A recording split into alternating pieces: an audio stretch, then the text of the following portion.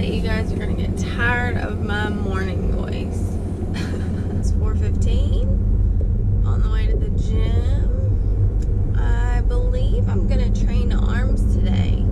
Did a little tricep work with chest yesterday, but I think I'm gonna do bis and tris today, and cardio. Ketones 1.3 and blood glucose was 75, I believe. One thing I wanted to point out was blood glucose is staying in a very good range. Now, I'll talk a little bit more about my ratios later, where most of my calories are coming from, like how my macros are broke down in the split, but I'm getting a lot more protein than I am used to, and that was kind of like a drastic change. Went from consuming about 78% fat to strictly dropping down about 10%. I'll talk more about that later, but the thing is if you're fat adapted, your body is gonna find fat to use for its fuel source. People are scared of high protein because of gluconeogenesis, but what you don't realize is that your body actually needs gluconeogenesis. It actually goes through that process throughout the day, and you don't even know it. I'll talk more about that later, but I'm very intrigued that blood sugar and ketones are kind of staying about the same. I mean, I've been anywhere between, like, I started at 0.8 and my ketones have actually increased to 1.3. I think that's the highest I've seen them so far doing this experiment. And does blood glucose actually go down? I believe it started at 85 and it's been in the 70s, so that's pretty cool. Weight was up almost 2 pounds, I think, yeah, almost 2 pounds from the very lowest the day after I started carnivore. I dropped a lot, and then I dropped again the third day, and then was up yesterday due to leg day, was up again today. Not surprised, guys. I'm so super sore. This is day 2 after leg day. My legs are really sore. I got a really good chest workout in, and my chest is super sore. So, yeah, and my back's still sore from back day. So, I'm sore all over. Stress causes inflammation. Stress causes, you know, water retention, all that stuff. So, I'm not surprised that the scale is up. I'm not affected by it. My clothes are fitting really well, which is a plus. Not too concerned about it. But anyways, gonna go to the gym, gonna hit up some arms and some cardio, and I'll talk to you guys when I'm done. What's up, y'all? Just finished training arms and doing some cardio. It was a really good workout, got a good pump. This is my 3rd day of doing cardio, I believe, so I probably won't do any tomorrow or Thursday. Probably do some Friday. I'm gonna try and shoot for like 4 days a week. But yeah, it was a good workout. I got some like recordings, and that's the sucky part, is not having somebody to record you do your exercises. But I have a lot of requests for people asking for me to do the like workout videos or like workout tips, and so I really try, but phone quality sucks, and having to like prop your phone up sucks too. So, but I got some stuff on video, so I'll include that.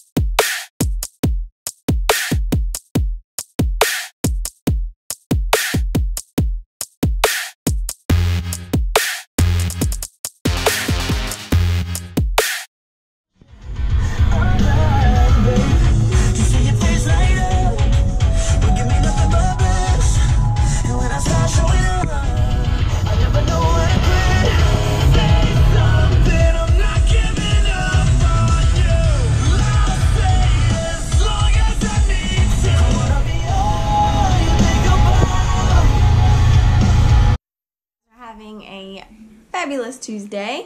It is it's about 8 o'clock. I will be going to Starbucks to get some work done. Taking my son to in-laws. I go to Starbucks on Tuesdays typically to get client work done, computer work done. It's just something about being out of my office area and being somewhere where I can just kind of zone in and be productive. Everyone's always like, why are you at Starbucks all the time? And that's the life of working for yourself, is sometimes you just have to get out of your element and go somewhere where you can focus and concentrate. So really just put my headphones in and knock out all the clients that I have to answer and do macros and things like that. Anywho, I will be going to Starbucks. I have a consult at 2 coming, and then another client coming at 5. I'm hoping to talk this afternoon a little bit more on weight fluctuations and the scale and why you really just have to disconnect from it. I saw this morning I was up like 2 pounds from the lowest that I've gotten in the last 4 or 5 days. A lot of people would freak out about that, and I'm not one of those people anymore, and I'd love to like share my tips on why you should not worry about the scale. I'm going to probably go eat my first meal. I have not had anything today except my creatine and my electrolytes. Won't have my fatty coffee until about 9:30, so I am going to probably fix me something to eat because I'm hungry, and I'll hit you guys up later. Alright y'all, so I'm hungry, but I really want to have the same dinner that I had last night, but I wanted to fit that in my macros, so I put that in. I put my fatty coffee in, and that leaves me with a lot of protein. So I was going to cook something before going to Starbucks, but I think what I'm gonna do is just have one of these Ostrom jerky sticks, and then hopefully my fatty coffee will tide me over as well. Then I'm gonna go to the store and get some meat and try to find some more protein to fit in to my day. So, stay tuned. What's up, guys? I am on the way to Starbucks to work, and I wasn't sure if I'd have time to do this video later because I'm going to be so busy. Go ahead and talk about the scale. Why we depend on the scale to show us progress. So one thing that I don't normally do is weigh every single day. I used to, probably about 6 to 8 months ago, I would weigh every day. I was obsessed with the scale. I would weigh multiple times a day. I mean, it was bad. It was very bad. And my mood for the day would be dependent on what that scale said. Took a lot of discipline in like making sure that I consciously weighed only at certain times of the week. It took a lot of just, I don't know, determination to break that relationship. I went from weighing 2 or 3 times a day to once a day, and once I was comfortable with just weighing once a day and realizing that the body is going to fluctuate naturally. So your water intake, your electrolyte intake, if you've worked out, if you have a menstrual cycle, if you are stressed, all of those things play into the number on the scale. For me, showing you guys my weight every morning, it's not normal for me to weigh every day, and I don't like to, because I know that there are daily fluctuations, and it doesn't get under my skin anymore. Where I started at 141 on Friday last week to today, almost, like 5 days later, and I was down a total of like almost 3 pounds, and now I'm up 2 of those pounds again. And so it's just, you have to literally just forget about the fact that that number means anything. Yes, it shows you progress. No, it is not the best form of progress. You need to be taking measurements. You need to be taking pictures. You need to be noticing how your clothes feel. One tip that I tell people is, hey, if you really want to know how much progress you have, buy a shirt or pants or something that is smaller, a size smaller. See how it fits, and then in 2 weeks, 2 to 4 weeks, see how it fits then. If that starts fitting, you know you're doing something right. I correlated that number on the scale with my self-worth, and that took a lot of growth on my part. That's where self-love and other things come in that I've worked on tremendously over the last 2 years. Not a day goes by ever now do I allow the number on that scale to define me as a woman, as a person, as a mom, as a wife, as anything. No number is ever going to define you. And if getting to a certain number is a goal of yours, then hey, by all means, like, go for it. But understand that if you're exercising, if you are doing things to change your body composition and not just losing body weight, that the number on the scale isn't going to reflect all of that progress. I weigh now what I weighed this time last year, but the body composition is completely different. I have more muscle mass, I have broader shoulders, I have bigger lats, I have bigger quads, I have more muscle. You know, where I lost that body fat, I gained the muscle. Just keep that in mind whenever you pay attention to the scale.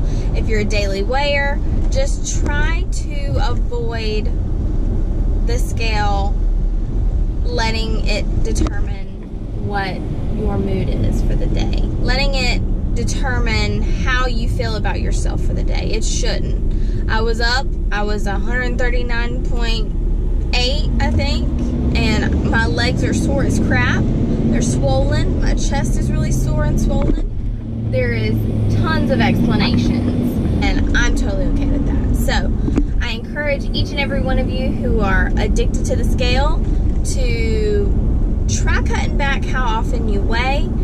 Plan it around your workouts. If you know you're going to have a heavy workout one day, wait a couple days to weigh so you don't feel bad. That makes sense. Anyways, I'm going to go work at Starbucks, and I will hit you guys up later.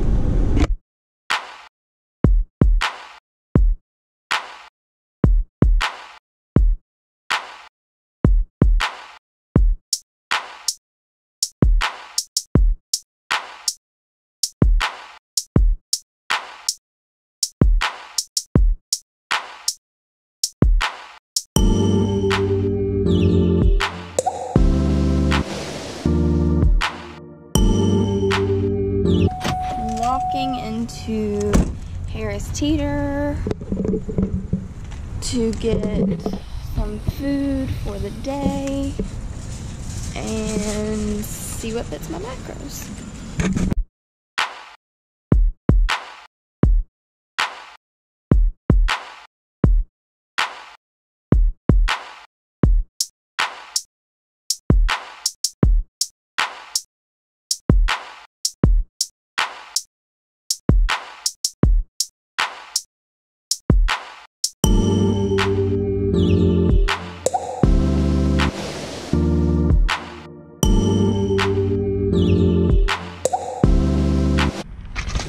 Up, guys, I just went into Harris Teeter and got me some meat for the week.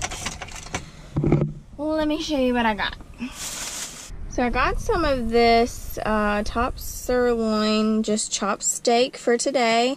Probably eat half of this package to fit my macros. Got some more of these awesome bars, or jerky sticks. I got these beautiful thin ribeyes for this week. I'm gonna make these suckers fit into my macros. And then I just got some 93.7 lean ground beef.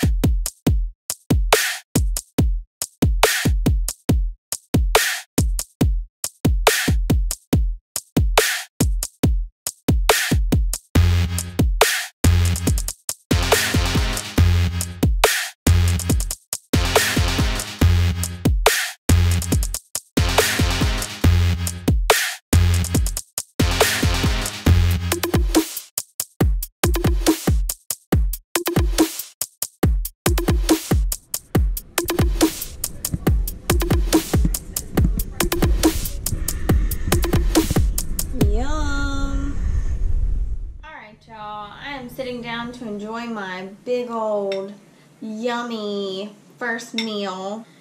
And I don't think I'll get tired of this meal, honestly. It is so good. Loaded up with some pink Himalayan salt, and it is just delicious. All the flavors together is amazing. To touch on my macros, because I said that I would explain the ratios that I'm following. I typically follow like a 78 to 80% fat ratio, lower protein like 18 to 20, and then carbs are very minimal for me. I am usually under 15 total carbs a day, even when I'm not doing carnivore. That being said, going carnivore, I feel like I need more protein, and the fact that I am trying to lose body fat, the fact that I'm already fat adapted, my body knows that fat is its fuel source. So the idea behind upping the protein a little bit and lowering the fat ratio is that your body will tap into your stored body fat that you have for energy when there is no dietary fat available. This is what I'm experimenting with. So I brought my ratios down. I'm hitting between 66 and 68% fat a day.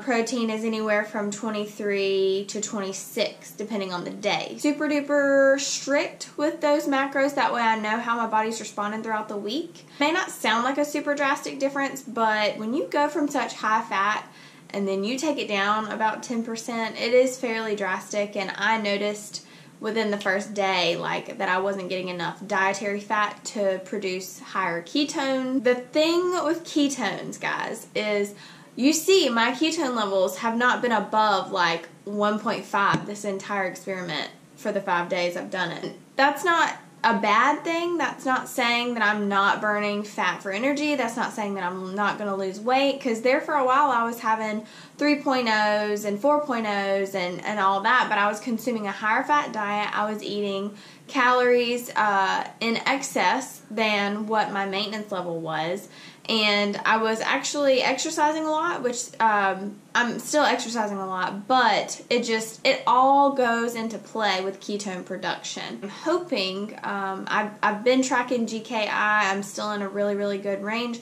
but what I'm hoping is that these lower ketones means that it's forcing my body to burn the stored body fat. And since I'm not giving it as much dietary fat, I'm not going to have as high of ketone levels. Blood sugar's staying very stable, so I'm not worried about any kind of like crazy gluconeogenesis happening, even though that is a normal process that happens in the body. To an extent, it is safe, and it's not going to kick you out of ketosis or anything like that. So that is pretty much what I'm doing. 68, 66% protein. I have it staying fairly full, other than the fact that my calories are lower than normal. But yeah, that's pretty much what I'm doing. I wanted to give you guys an idea, and I hope you guys take that. And if you're thinking about doing carnivore for yourself, maybe just considering lowering your fat ratio and upping your protein and not being scared of it. You guys, I am about to cook up my last meal of the day. Some of this top sirloin chopped steak, searing it in some bacon grease. Say hey. Hi. And yeah, I'm gonna cook some eggs with it too. Excited.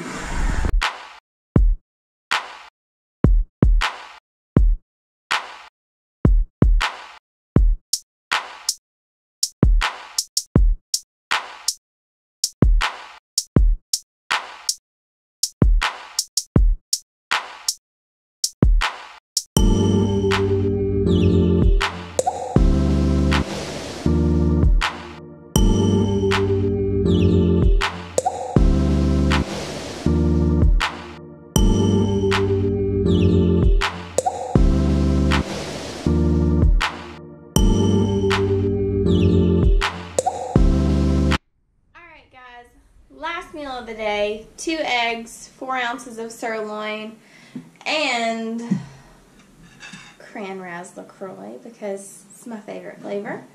I am done vlogging for today. Hopefully you guys like this video, and I will talk to you guys tomorrow.